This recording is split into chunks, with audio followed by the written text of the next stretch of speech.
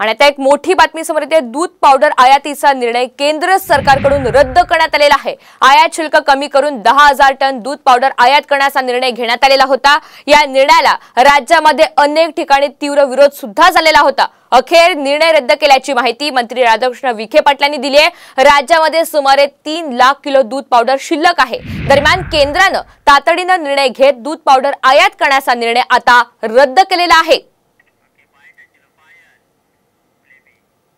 दुधाच्या किमती कमी झाल्यामुळे त्याबद्दल शेतकऱ्यांना मदत करण्याची भूमिका सरकारची होती आणि म्हणून आता आपण ते 30 रुपये आता जो दर निश्चित केलेला आहे दुधाचा, त्याचबरोबर जे दुधाची पावडर मोठ्या प्रमाणात दूध भुकटी तयार झाली ती परदेशात जावे म्हणून 30 रुपये किलो त्यासाठी आपण आता त्या ठिकाणी अनुदान दिलंय आणि आता 30 रुपये भाव शेतकऱ्याला मिळाला पाहिजे, अधिक 5 रुपये शासनाचं अनुदान ते शेतकऱ्यांना मिळेल अशा प्रकारची त्याच्यामध्ये अध्यक्षामध्ये आपण कार्यवाही केलेली आहे।